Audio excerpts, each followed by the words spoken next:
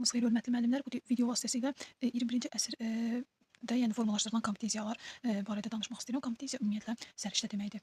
Məsələn, hər hansı bir yəni azı ki, bu qeyd edeyim. Deməli, bu sahələr üzrə, yəni insanların səriştəsini özündə ehtiva edir. Səriştə nə deməkdir? Minimal olaraq bizim təcrübələrimiz olmalıdır. Nələrdə? Yəni bunları qeyd edəcəm. Deməli, bu nə üçün vacibdir? Əmək bazarı deyirlər. Yəni müasir dövrdə əmək bazarı anlayışı var. Yəni insanların fəaliyyətə cəlb olunmasında, yəni əmək fəaliyyəti zamanı, məsələn bir sahədə işə qəbul olmamışdan əvvəl müəyyən yəni CV-lər yazırıq. Yəni belə deyək ki, anket doldururuq da CV-lər yazırıq öz haqqımızda və orada yəni tələb olunan məsələn kompetensiyalar nədir? Məsələn dil bilməklə bağlı, kompüter savadı ilə bağlıdır və yaxud da nə qədər iş təcrübəsi var, hansı yəni sahələrdə təcrübə var, hansı sahələrdə işləyib həmin şəxs və s. Yəni hər bir iş sahəsinin təbii ki özünün tələbləri var. Yəni burada da deməli 21-ci əsrdə bütün sahələr üzrə ortaq. Məsələn, ola bilər ki, hər hansı bir sahənin özünə məxsus fərqli tələbi ola bilər, amma bir çoxlarında demək olar ki, 100%-ində tələb olunan ortaq kompetensiyalar, baxın, bunları əhatə edir. Yəni 21-ci əsr bacarıqları əsasən bunlarda öz əksini tapmışdı. Deməli, gəlin davam eləyək. Deməli, əmək bazarı dedikdə, yəni 21-ci əsr insanının, gəncinin necə olmasına dair verilən tələblərdir. Bu tələblər hansılardır? Deməli, bunu da qeyd etmək lazımdır ki, dəyərli müəllimlər, bu kompetensiyalar, yəni belə deyək ki, elə-belə yaradılmamışdı. 2006-cı ildə Avropa Şurasının qərarı ilə müəyyən olunmuşdu ki, 21-ci əsr insanının müəyyənləşdirdiyi kompetensiyalar, yəni səriştələr nələr olmalıdır? Yəni hansı sahələrdə, yəni bu insanlar necə formalaşmalıdır ki, bugünkü əmək bazarının tələblərinə uyğun olsun? Birinci başlayır burada savadlılıq bacarığı. Burada savadlılıq bacarığı təbii ki, ana dili ilə bağlı olan bacarıqlardır. Ən əsası çox dil bilmək bacarığı burada xarici dil və daha artıq xarici dil bilməklə bağlıdır. Riyazi savad, elm və texnologiya, mədəni məlumatlılıq, daha sonra şəxs sosial öyrənmək, vətəndaşlıq kompetensiyası, sahibkarlıq, rəqəmsal savadlılıq. Ümumiyyətlə bu terminlərin bəziləri ilə və yaxud da bir çoxları ilə, hətta hamısı ilə tanışsınız. Mən isə yəni daha geniş məlumat vermək istəyirəm. Deməli keçək. Savadlılıq kompetensiyası. Ümumiyyətlə müəllimlər savadlılıq kompetensiyasını birinci olaraq əsasını təşkil edir nə? Yenə də dediyim kimi əsasən tədris, ana dil, eyni zamanda xarici dildə deyilir. Ola bilər ki, şəxs deməli rus bölməsi üzrə təhsil alsın, məsələn ingilis bölməsi üzrə təhsil alsın. Bunlar nəzərdə tutulur. Amma əsasən savadlılıq kompetensiyası ana dilini təşkil edir. Çünki bugünkü dövrdə Azərbaycan gənci ana dilini mükəmməl olaraq bilməlidir. Ana dilində belə deyək ki, nələri bilməlidir əsasən? Deməli, yazılı və şifahi nitqi olmalıdır. Şəxs məsələn dediyini, dinlədiyini anlamalıdır, oxuduğunu anlamalıdır. Daha sonra fikirlərini yazılı və şifahi formada ifadə etməlidir. Yəni burada yəni və yaxud da eşitdiklərini, fikirlərini interpretasiya etməlidir. Yəni fərqli formada ifadə etməlidir. Məsələn bir adi burada nümunə gətirim. Məsələn oxuduğu məlumatı eyni ilə yox, fərqli formada da çatdıra bilər. Bax biz buna interpretasiya etmək deyirik. Burada da qeyd olunub. Ola bilər ki, məsələn oxuduğunu, dinlədiyini, öyrəndiyi, bildiyi məlumatı məsələn auditoriyaya audial, məsələn səs yazısı, vizual, görünümlü şəkildə və yaxud da rəqəmsal formada çatdıra bilər. Yəni ki, yəni bunlarda fikri ifadə etmə formasıdır. Ümumiyyətlə yəni savadlılıq kompetensiyasının tərkibinə daxildir.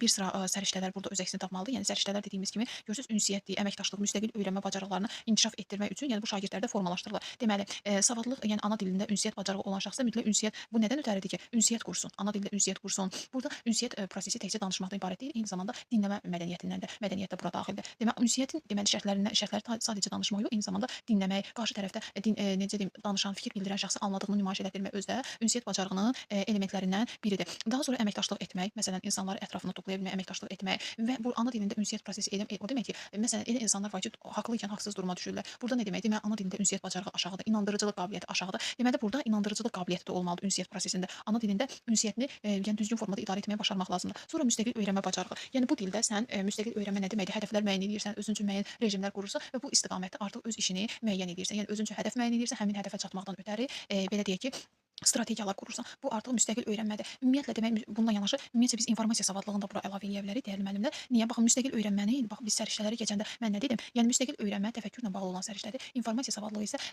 bağlıdır deməli fəaliyyətlə bağlı səriştəyə. Yəni informasiya axtarmaq, tapmaq, ondan istifadə etmək, lazım olan informasiyanı özün üçün götürmək, lazım olmayanı saxlamaq. Bu özü informasiya savadlığıdır. Yəni informasiyanın necə istifadə edəcəyini bilmək informasiya savadlığına daxildir. Müstəqil öyrənmə isə həmin informasiyanı hansı mənbələrdən toplaya bilmək lazım olduğunu demək aşlayır. Müstəqil öyrənmə ola bilər ki, məsələn bir mövzu haqqında məlumatı uşaq kimdənsə gedib ünsiyyətli olaraq əldə edə bilər, ola bilər internetdən əldə edə bilər, ola bilər hər hansı bir kitabdan və s. Yəni bir məlumatın əldə etmək mənbələri fərqlidir və müstəqil öyrənmədə də uşaq artıq müəyyən uşaq yox, məsələn istənilən şəxs, yəni hansı informasiyanı hardan əldə edə biləcəyini bilir. Baxın müstəqil öyrənmə burada qeyd olunub, biz bura hətta deməli informasiya savadlığını da əlavə edə bilərik ki, bunlar yəni əslində bir-birinə yaxındır, yəni hər halda aydın oldu sizə ki, nə demək istəyirəm. Deməli burada açar sözlər nədir? Zəngin lüğət ehtiyatı, əsas biliklər burada şagirdlərə nələr ötürülür? Zəngin lüğət ehtiyatıdır, funksional qrammatikadır. Baxın savadlılıq kompetensiyası olan ana dilində ünsiyyəti bacaran insanda nələr olmalıdır? olmalıdır. Zəngin lüğət ehtiyatı olmalıdır. Yəni söz axtarmamalıdır da bu insan. Da düşünməməlidir. O qədər yəni zəngin lüğət ehtiyatı olmalıdır ki, fikrində düşünməməlidir. Yəni fikrini ifadə etməlidir. Söz üzərində düşünməməlidir. Yəni fikirlərini açıq şəkildə ifadə etməlidir. Funksional qrammatik olmalıdır. Dilin funksiyaları haqqında məlumatlı olmalıdır. Yəni qrammatik quruluş haqqında məlumatlı olmalıdır. Düzgün cümlə quruluşu bilməlidir.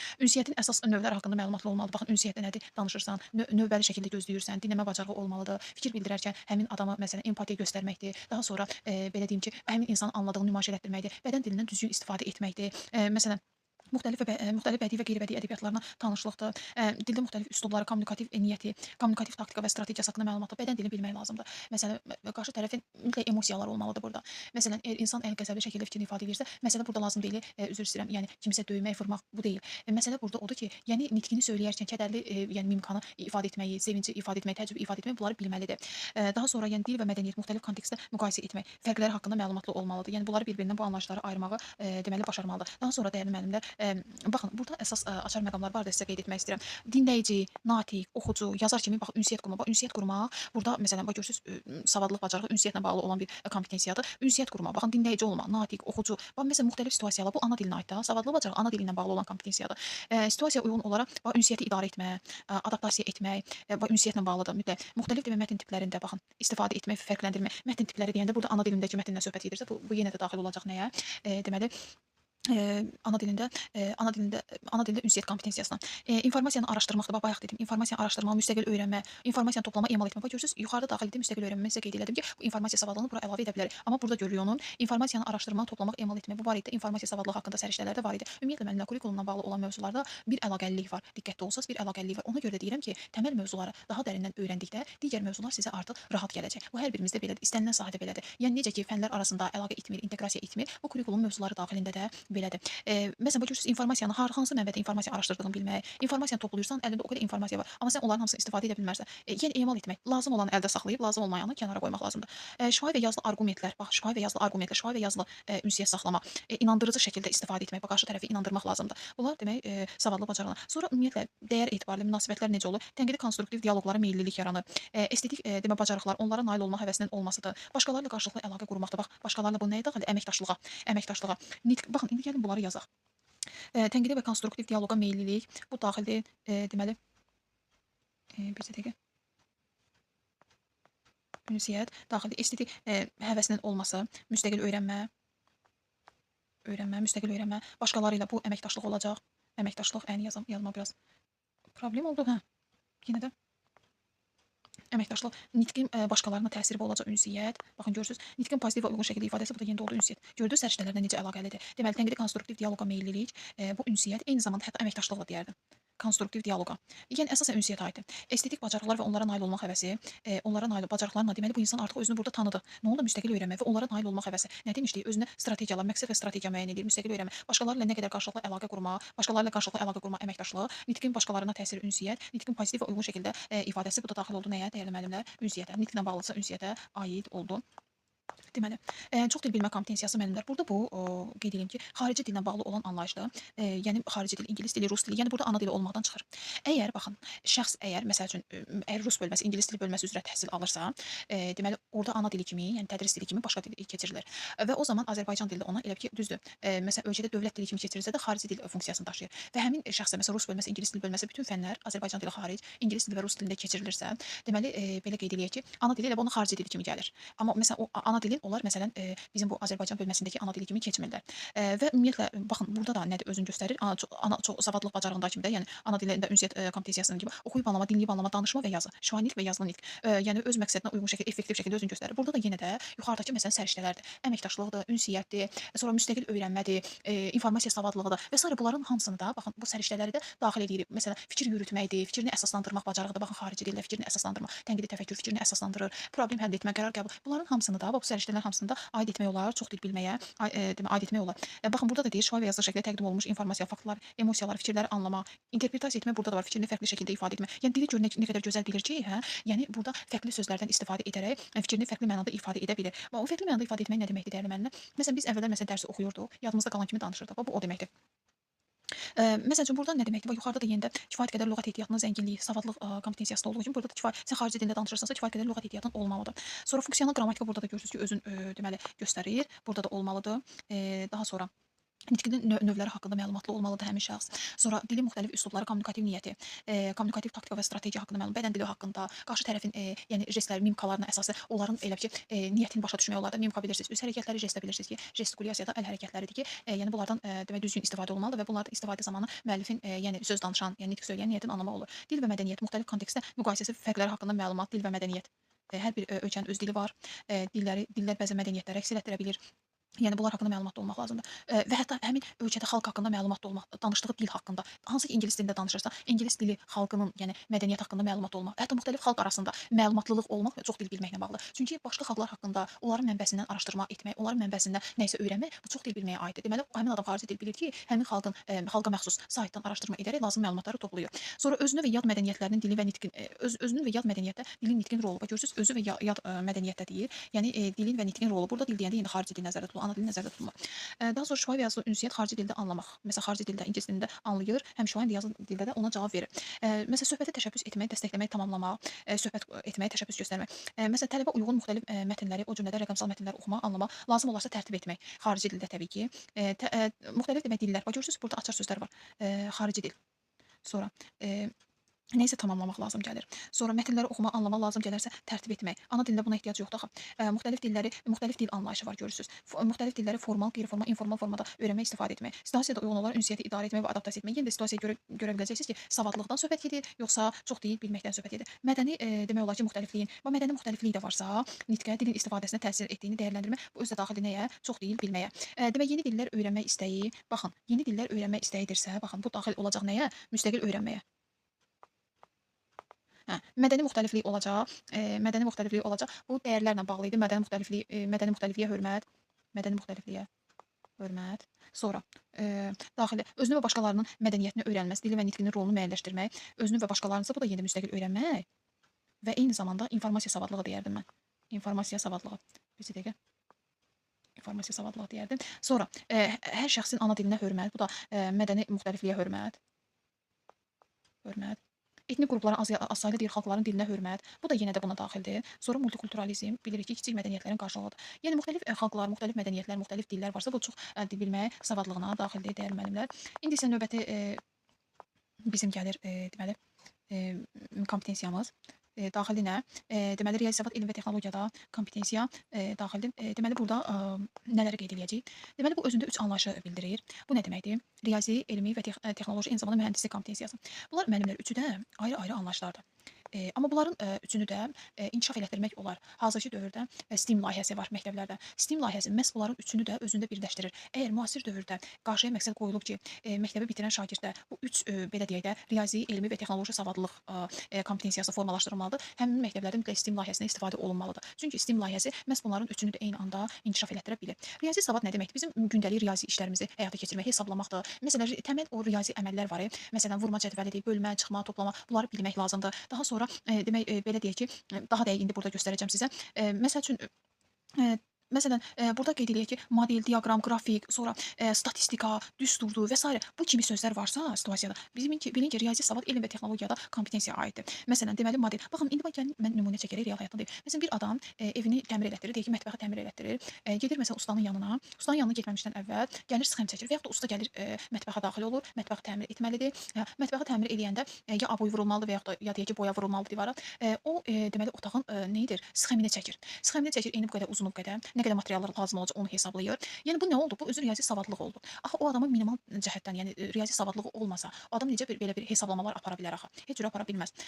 Və yəni heç cürə də işində irəli gedə bilməz. Əgər insan işində irəli getmək istəyirsə, minimal da olsa, baxın, bu adın çəkdiyi və yaxud da çəkəcəyim kompetensiyalara yiyələnməlidir. Deməli burada deməli modeldir, diaqramdır, qrafikdir və s. bunlar məsələn mebel məsələn hazırlayırlarsa və yaxud da deyək ki, ev tikmək istəyirsən, məsələn evinin çertyojunu çəkir, sxemini çəkir ki, necə olmalıdır, mətbəx harda olacaq, qonaq otağı harda olacaq və yaxud da qeyd edeyim ki, məsəl üçün də evin kvadratını çəkir, məsələn deyək ki, hamam otağının kvadratını çəkir, nə qədər kafel gedəcək, onu hesablayır adam özü. Görün bunda riyazi savadlılığı necə inkişaf edir ki, özü öz xərclərini özü hesablayır və daha da gedir belə deyək ki, material satılan mağazada satıcı ilə bu barədə söhbət edir. Və yaxud da məlumatı yoxdursa da belə, yəni hər hansı bir usta ilə məsləhətləşir. Yəni axır ki, burada riyazi hesablama var. Və yaxud da mağaza gedirsiniz, marketə gedirsiniz. Yəni siz məsələn sizə lazım olan məhsulu, endirimli məhsulları necə əldə edirsiniz? Sizin bəs riyazi savadınız və hər birimizin riyazi savadımız bizim köməyimizə çatır. Elmi kompetensiya nə deməkdir müəllimlər? Elmdə olan belə deyək ki, irəliləyişlərdən söhbət gedir. Bu gün elmi inkişaf nədir? Məsələn, bu dərslik elmi inkişaf nədir məsəl üçün? Tutalım ki, həmin adamın əgər elmi varsa, elmi məsələn deyək ki, varsa, məsələn, elm deyək də, məsələn, anladığı məlumatı, eşitdiyi məlumatı təhlil edir, fikrini əsaslandırır. Sonra məsələn, öyrəndiyi bir məlumatdan nəticə çıxardır. O məsələn, hər hansı bir prosesi izah eləyir. Bax, bu elmi kompetensiya məhz bunları əhatə edir. Texnologiya isə bugünkü texnologiya, məsəl üçün deyək ki, zaman etibarı ilə məsələn, əvvəl telefonlar, sonra daha ondan əvvəl kompüterlər çıxmışdı. Bunlar texnoloji yeniliklərdir. Bu texnoloji yenilikləri məsələn, deyək ki, əvvəl adi toz soranlar idi, indi robot toz soranlar yəni çıxıb, yəni evdə qadınların işini görür. Məsələn, paltar yuyan, qab yuyan və s. Bunlar texnologiyada olan yeniliklərdir və bu texnoloji yenilikləri izləyə bilmək, hətta onları istifadə edə bilmək özü də texnoloji savadlığa daxildir. Telefonların özünü məsələn istifadə edə bilmək texnoloji savadlıqdır. Paltar yuyanın özünü istifadə edə bilmək texnoloji savadlıqdır. Məsələn, yeni nəsil paltar yuyan maşını çıxır, onu məsələn deyək ki, kitabçası var da daxilində, onun istifadə qaydası, göstərişi necə istifadə olunmalıdır, məsələn necə təmizlənməlidir və s. Xarab olan zaman, məsələn, xarab olan müəyyən nasazlıq yaranırsa, onu necə aradan qaldıra bilməkdir. Bunlardan haqqında məlumatlı ola bilmək minimal da olsa, bu özü də daxili texnoloji və mühəndislik kompetensiyasına daxil deyə bilərlər. Daha sonra burada qeyd olunur nələr? Burada qeyd olunur deyir, əsas biliklər nələrdir ötürülür. Riyazi bilik. Bax gördüyümüz kimi açar sözdə. Riyazi bilikdə ədəblər, ölçü, quruluş, əsas da əməliyyatlar, hesablama bacarığı var görürsüz. Riyazi təfəkkür, riyazi termin kompetensiyaları anlamaqdır. Riyazi terminlər var da, toplamadır, çıxmadır, məsələn minimal olaraq. Daha sonra riyazi təfəkkür nədir? Məntiqi şəkildə fikirlərini qura bilmək, məntiqi şəkildə problemin öhdəsindən gələ bilmək, təbiətin və dünyanın əsas prinsipləri, əsasən burada prinsip anlayışı var. Elmi kompetensiyalar, nəzəriyyələrdir, metodlar haqqında məlumatlıqdır. Elmi texnikanın, texnologiyanın insan fəaliyyətinə təsiri bax görürsüz, elm texnika, sonra elmi nəzəriyyələr bax görürsüz, sonra elmi mütləq şəkildə tədqiqata dayanmalı olduğunu anlamaq. Yəni elm mütləq tədqiq olunmalıdır ki, insanda düşüncə də inkişaf eləsin. Sonra burada daha doğrusu bax görürsüz metodlar anlayışı var. Bunlar özü daxil nəyə? Riyaziyyat, elm və texnologiyada kompetensiyalara daxildir. Daha sonra müəllimlər əsas bacarıqlardan daxil. Bax görürsüz riyazi biliklər, bax görürsüz yenə də riyazi təfəkkür, məntiqi riyazi düşünməkdir, statistika, diaqram, qrafiklərdə anlamaq, lazım gəlsə riyazi dildə danışma bacarığına malik. Adam var ki, orta məktəbdə riyaziyyatdan yaxşı təhsil alıb, riyaziyyatla bağlı bilgisi yaxşıdır. Hər bir şeyi anlayır. Yəni bu özü də riyazi savadlığa daxildir. Bax gördüyünüz kimi riyaziyyatda pozitiv münasibət, demək gerçəkliklərlə həqiqətlərə hörmət səbəblərinin tapılması, əsaslandırılması, dəyərləndirilməsi. Sonra burada görürsüz güclü arqument gətirməkdə ötəri şəxsin riyazi təfəkkürünün mütləq şəkildə olmasıdır. Sonra elmi texnikanın inkişafın təsirinə tənqidi yanaşma, problem həll etmə, maraq göstərmək, problemə qayğı ilə yanaşma, etikaya, təhlükəyə riayət etmək və s. Bunlar öz əksini tapır. Elmi texnika gördüyünüz kimi yenə də açar məqam burada qeyd olunmuşdur. Daha sonra məndə rəqəmsal savadlıq kompetensiyası nə deməkdir? Rəqəmsal savadlıq kompetensiyası məsələn bax texnologiya dedik ki, telefonlar, kompüterlər, planşet və s. bunlar hətta robot tosuran olsun, paltar yuyan, qab yuyan, maşallah olsun ki, dövr etibarilə hər birinin elə ki, yeni nəsil çıxmağa davam edir. Yəni bunları izləyə bilmək texnoloji savadlığa daxildir. Amma rəqəmsal savadlıq nə deməkdir? Rəqəmsal savadlıq rəqəmsal məsələn texnologiyadan xəbərdar olmaq, hansı ki rəqəmsaldır, yəni İKT bacarığının olmağıdır. Yəni rəqəmsal İKT ilə bağlı olan məsələdir. Paltar yuyan, qab yuyan, tosturan bura aid deyil. İKT bacarığının olması, rəqəmsal savadlıq biz səriştələrdə nə demişdik? İKT informasiya kommunikasiya texnologiyalarıdır. Bunları anlaya bilmək və öz şəxsi həyatından məqsədə uyğun şəkildə istifadə etmək, məqsədə uyğun səmərəli istifadə etmək nə deməkdir? Özünü inkişaf etdirə biləcək səviyyədə demək istifadə edə bilməkdir. Bu İKT ümumiyyətlə belə qeyd eləyək ki, proqramlardır. O proqramlar məsələn deyək ki, belə deyək də, rəqəmsal WhatsApp-dır, Telegram, nə qədər ünsiyyət saxlamaq üçün platformalar var. Instagramdır, WhatsApp-dır, deyək ki, Facebook-dur, belə də e-maildir və s. də, yəni məlumat saxlamaq üçün bir sıra sosial şəbəkələr var. Və bunların hər hansısa birinin, hansının məsələn tutalım ki, bu gün dostu ilə ünsiyyət qurmalıdır və yaxud da deyək ki, virtual ünsiyyət özü də rəqəmsal savadlığa daxildir. Məsələn, deyək ki, əməkdaşlıq quracaqsa, hansı sosial şəbəkə vasitəsilə demək əlaqə yaratsa, onun üçün səmərəli ola biləcəksə, şəxs bunun haqqında məlumatlı olmalıdır. Məsələn, bəlkə WhatsApp üzərindən ünsiyyət qurmaq onun üçün uğursuz nəticələnəcək. Və bunu əvvəlcədən bilib müəyyən edə bilmək özü rəqəmsal savadlığa daxildir. Və eyni zamanda proqramların mahiyyətini bilməkdir. Proqramların necə işləməkdir. Məsələn, deyək ki, reklamla bağlı hansı sosial şəbəkələr daha çox reklam etsə, onun üçün gəlir gətirə bilər. Onun üçün əhatəsində məsələn izləyici kütləsi yığa biləcək və bu da onun gələcək məqsədlərini həyata keçirməyinə kömək edə bilər.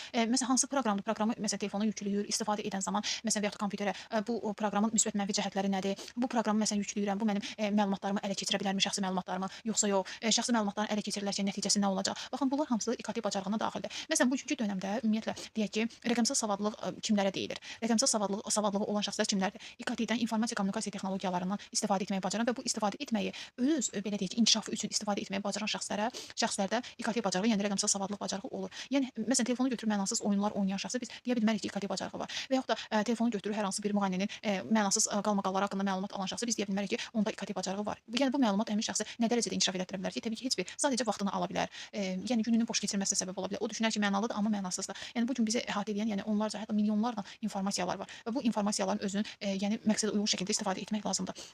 Baxın, burada deyilir kiber təhlükəsizlik. Nə deməkdir? Deməli, təhlükəsizliyin təmin edilməsi. İstifadə etdiyin proqramda, məsələn, tutalım e-mail proqramını istifadə edirsə, orada məxfilik qorunmalıdır. WhatsApp-ın özündə məsələn görürsünüzsə, məxfilik var. Məsələn, statusu istəsəz gizlədə bilirsiniz, istəsəz nə bilim son görünməni gizlədə bilərsiniz, istəsəz profil şəklini gizlədə bilərsiniz. Bu kiber təhlükəsizlik nədir? Yəni həmin o təhlükəsizliyin təmin olunması. İstəsəz lap açıq qoyursunuz. Fərqi yoxdur da. Yəni bu sizin özünüzlə bağlı olan bir problemdir. Amma əsas olan bilin ki, o məxfiliyin orada qoyulması elə belə deyil. Məxfilik hər bir şəxsin özünün müsbəti ilə bağlı olan bir şeydir. Amma onu məsələn hər kəsə elan edib etməmək artıq şəxsin öz məqsədindən və öz istəyindən asılı olan bir şeydir. Proqramlaşdırmanın aparılmasıdır. Baxın, məsələn, hər hansı bir PDF, məsələn, PDF-i yüklüyürsünüz və yaxud da əldə olunan bir PDF var. Üstündə müəyyən dəyişiklik edə bilmək, həmin məsələn, müəyyən PDF-ə müəyyən əlavələr edirsiniz, nəyisə çıxırsınız, fərqli adla yadda saxlayırsınız. Məsələn, Word proqramı sayəsində bu artıq olur yeni rəqəmsal savadlıqdır. Daha sonra qeyd edək ki, məsələn, hər hansı bir materialın hazırlanması telefonda, kompüterdə, planşetdə fərqi yoxdur. PDF proqramının hazırlanması, PDF-in hazırlanması, məsələn, faylın hazırlanması bu özü də rəqəmsal savadlığa daxildir. Hər hansı bir layihələrin icra olunması, məsələn, deyək ki, kompüter belə deyək də rəqəmsal olaraq KT-nin imkanlarını istifadə edərək layihənin hazırlanması bu özü də rəqəmsal savadlığa aiddir. Slayt hazırlamaqdır, belə təqdimat hazırlamaqdır və sair bunlar hamısı daxildir rəqəmsal savadlığa. Baxın, burada da açar söz görürsünüz, rəqəmsal sözüdür. Rəqəmsal. Gördüyünüz kimi rəqəmsal. Yəni heç uzağa getmək lazım deyil, rəqəmsaldır. Gördüyünüz kimi. Heç uzağa getməyə ehtiyac yoxdur. Və bu tipli situasiyalarda siz rəqəmsal sözünü görəcəksiniz. Amma yenə də hər bir situasiyanı sona qədər oxumaqda fayda var dəyərli müəllimlər. Buradan görürsüz, rəqəmsal. Burada deyək ki, rəqəmsal texnologiya və məzmunla işləyərkən prosesdə şuurlu, tənqidi və qərəzsiz yanaşma demək nümayiş etdirməkdir. Qərəzsiz. Yox, WhatsApp yaxşı deyil, WhatsApp belədir. Məsələn, WhatsApp barədə danışmasan və sən WhatsApp-ın belə deyək işləmə funksiyasını bilməlisən. Telefon alırsınız, müəllimlər. Telefonun görünüşünə görə, şəkil çəkməsinə görə yox. Onu telefonu birinci gedirsiniz, telefon mağazasına alanda onun işləmə mexanizmidir, rəmidir, yaddaşı nə qədərdir, hansı məsələn proqramlar var, yəni işlənmə dairəsi necədir. Məsələn, aldığın telefon təkcə sən şəkil çəkmək yox. Yəni əgər işləyirsənsə bugünkü dönəmdə, yəni İKT imkanları baxımından sənin tələblərinə nə dərəcədə uyğundur? Onunla maraqlanmaq özü də və bu maraqlanmağın yollarını bilmək özü də rəqəmsal bacarıqdır. Gedib müəyyən suallar verirsiniz. Yaddaş nə qədərdir? Rəmi nə qədər tutur? Məsələn deyək ki, hə, bu telefonda hansı PDF proqramları açılır? Bu PDF proqramları vasitəsilə dəyişiklik eləmək olurmu? Sonra hansı məsələn deyək ki, proqramlar vasitəsilə məsələn belə deyək ki, yenilik eləmək olur və s. Yəni bunlar hamısı sizə yeniliyə apara biləcək bir xüsusiyyətlərdir ha. Məsələn görürsüz ki, bir telefonda digərindən daha üstün imkanlar var, gedirsiniz onu alırsınız. Daha şəkil çəkməyə görə gedib iPhone almaq yox da. Yəni elə telefonlar, elə imkanları var ki, məsələn tutalım ki, mən bildiyimə görə, yəni indi səhv bilmirəmsə, mən əvvəllər yəni təbii ki, məlumat almışdım. iPhone-da deyək ki, Bluetooth-lar məsələn işləmir deyəsən, elə iPhone-lar arasında gedir. Amma bir çox telefon məsələn digər məsələn markalar var, Xiaomi, Redmi, Samsung və s. Digər yəni telefon markaları var ki, yəni müxtəlif telefonlarda Bluetooth işləyə bilər. Yəni bu mənim üçün üstün keyfiyyətdir artıq. Yəni bu məni bu telefon markalarını mənim gözümdə iPhone-dan daha üstün eləyir. Yəni bu mənim öz fikrimdir təbii ki. Hər kəsin yenə də öz fikri var. Baxın görürsüz, müxtəlif yanaşma, qərəzsiz yanaşma var. Yəni mən qərəzsiz məsələn demirəm də telefonun formasına görə götürməliyəm. Əşi falan telefon belədir. Yox. Yəni bu gün mən telefon mağazasına gedirəmsə, deməli mənim telefon almaqda daha belə deyək ki, əsaslı səbəblərim olmalıdır. Büdcəmə uyğun və mənim tələblərimə uyğun telefon olmalıdır. Baxın görürsüz, alətlərdən etik qayda, təhlükəsizlik və məsuliyyətli şəkildə istifadə edə bilməkdir. Məsələn, bütün alətlərdən, telefonda olan proqramlardan istifadə edə bilmək mədəniyyətinin olmasıdır. İndi gəlin müəllimlər, burada diqqətlə yanaşaq. Burada şəxsi, sosial və öyrənmə kompetensiyası indi qarşıda bir-bir olaraq qeyd edəcəm, sizə aydın olacaq. Səriştələr də var idi də, yəni dəyərlərlə bağlı şəxsi və sosial məsuliyyəti. İndi burada diqqət, özü haqqında düşünmək, məlumatlı olmaq. Bu nəyə aiddir? Öyrənməyə aiddir. Öyrənmə. Bu səriştələrdə də eyni zamanda müstəqil öyrənməyə aid idi. Və görürsüz, bu özü neçə dənə belə deyək ki, səriştəni özündə əks etdirir. Vaxt və informasiyanı səmərəli ifadə etmək. Bu da nədir müəllimlər? Yenə də öyrənmək. Başqaları ilə konstruktiv əlaqə. Bu aid olacaq sosiala. Sonra öz öyrənməsi və karyerasını davamlı və effektiv etmək. Bu da daxildir müəllimlər, öz öyrənməsinə və öz varsa demək bu öyrənməyə daxildir. Şəxsi deyəndə bu daha çox xarakterlə bağlıdır. Emosiyalarını idarə edə bilmək bu şəxsidir. Şəxsin özü ilə bağlı olan məsələdir. Çətinliklərdə və qeyri-müəyyənliklərdən çıxış yolu tapmaq, bu da daxildir. Deməli problem həll etmədir. Bu da düşünürəm ki, şəxsin özü ilə bağlıdır. Yəni hər şəxsə olan xas olan xüsusiyyət deyil də. Bu şəxsin, yəni bu individualdır. Öyrənmək, bu da yenə də öyə aiddir. Öyrənmək. Daha sonra özünün fiziki, psixoloji, emosional durumunu sağlam saxlamaq, özünün emosional, bu yenə şəxsin özü ilə bağlı olan məsələdir. Hər kəsə aid deyil. Gələcəyin yönəlik demək planlar qurmaq, bu öyrənməyə aiddir. Sonra konfliktləri inkluziv və dəstəkləyici şəraitdə həll edə bilmək, konflikti və dəstəkləyici şəraitdə demək həll etmək. Bu da demək təbii ki, daxil olacaq nəyə? Öyrənməyə daxil müəllimlər. Baxın, burada da qeyd edir, dəyərli müəllimlər. Burada da qeyd edir ki, insanlarla deyir, uğurlu ünsiyyət qurmaq, davranış qaydaları, etik kontekstlər haqqında məlumatlı olmaq bu daxil olacaq sosiala. Baxın, bu sosiala daxil olacaq. Sağlam həyat tərzi, sağlam ruh, sağlam düşüncə haqqında məlumatlı olmaq, bu artıq deməli deyərdim ki, şəxsin özü ilə bağlıdır. Sağlam həyat tərzi, sağlam ruh, sağlam düşüncə haqqında bu hər kəs aid olan xüsusiyyət olmadığına görə bunu biz yəni kompetensiyaya aid edə bilərik. Məsələn, öyrənmə strategiyaları haqqında məlumatı öyrənmək, özünün öyrənməsi üçün. Bax, görürsüz elə açar sözlər burada verilir. Özünün öyrənməsi üçün strategiya, yenə öyrənmək, yəni müstəqil öyrənmə səriştəsinə aid idi. Səriştələrdə də karyerasını inkişaf etdirmək, atacağı addımları müəyyən etmək, bu da yenə də öyrənməyə daxildir. Məsələn, öz bacarıqlarını müəyyən edə bilmək, bu öyrənməyə daxildir. Çətinliklər həlli üçün qərar qəbul etmək, bu şəxsin özü ilə bağlıdır. Məsələyə tənqidi yanaşmaq, bu belə qeyd edək ki, bu yenə də şəxsin özü ilə bağlıdır. Fərdi və kollektivdə işləmək bu sosialdır. Təhsilin təşkili və idarə etmək, bu təbii ki, sosial mühitdə baş verir. Bilirik ki, məktəb özü, hər hansı bir təhsil ocağı özü ictimai bir yerdir. Ona görə də sosial mühit burada öz əksini tapmalıdır. Karyerasını idarə edə bilmək, bu deməli qeyd edərdim ki, şəxsin özünə bağlıdır. Hər kəsə aid olan karyerasını idarə etmə sosial.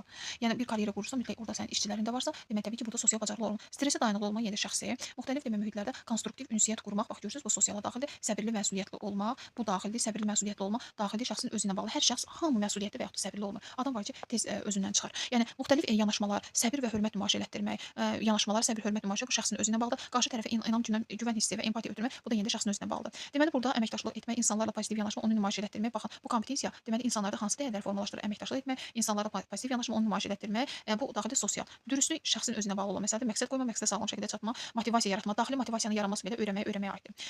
Kompromisə getmək, sosial, həyatı boyu uğur qazanmaq, təbii ki, bu da öyrənmək yollarını aramaq, təbii ki, öyrənməyə daxildir təlimlərdə. Fəal vətəndaşlıq mövqeyi, fəal vətəndaşlıq.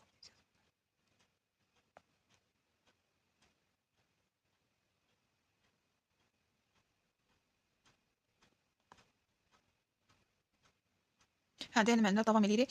Fəal vətəndaşlıq mövqeyi kompetensiyası. Yəni bu təbii ki, fəal vətəndaşlıq biz yəni səriştələrdə keçmişdik. Fəal vətəndaşlıq mövqeyi bu nə deməkdir? Ölkəsi və dövləti haqqında məlumatlı olmaq və onun üçün məsələn seçkilərdə iştirak eləmək, bundan əlavə nələr daxildir? Seçkilərdə iştirak eləməkdir.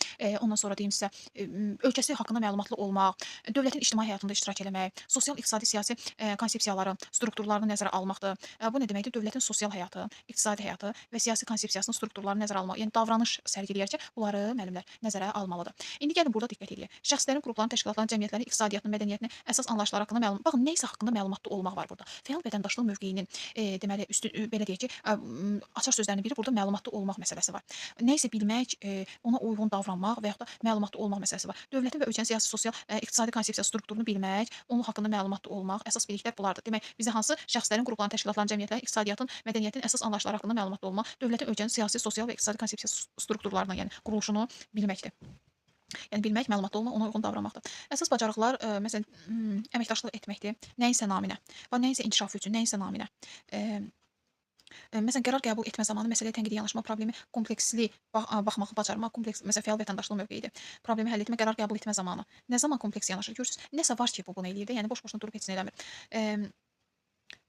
Belə deyək ki, istər milli, istərsə beynəlxalq müqavilələrdə məsələlərə konstruktiv yanaşma, beynəlxalq müstəvilərdə, müqavilə dedim, müstəvilərdə məsələlərə konstruktiv yanaşma nümayiş etdirir. Kütləvi informasiya vasitələrinə məlumat əldə etmək, xəbərlə tənqidi yanaşma, kütləvi informasiya vasitələrinə demokratik cəmiyyətdə rol oynama funksiyasını almaq. Görürsüz, nəyisə naminə, nəyisə xatirinə nəsə eləmək var. Nəsə olmasa bu yox. Yəni fəal vətəndaşlıq mövqeyi eyni zamanda vətənpərvər şəxsdir. Dövlətini sevir və dövlətin naminə bunu edir. Dövlətini, xalqını, maraqlarını naminə edir. Ölkəsinin məsələn iqtisadiyyatı yüksəlsin deyə müəyyən addımlar atır. Seçkilərdə səs verir, müəyyən yerdə addımlar atılır və s. Yəni bunlar ehtiva edir. Daha sonra müəllimlər, burada nələr öz əksini tapır? Deməli, qeyd edeyim.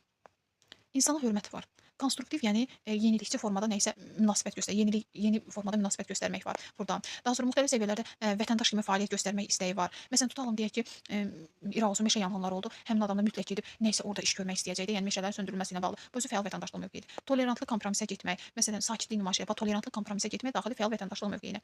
Gender bərabərliyi, sosial mədəni fərqliyə hörmət. Yəni insanların seçimlərinə, onların daxil olduğu sosial qruplarına, onların mədəniyyətlərinə hörmət edə bilməkdir. Bir vətəndaş kimi vətəndaşın qarşısına qoyulan tələbləri bu fəal vətəndaşlıq mövqeyinə sahib kompetensiyasına sahib şəxslər bunu etməlidir. Sosial ədalətlilik, bunu da anlamalıdır. Daha sonra müəllimlər gəldik sahibkarlıq kompetensiyasına.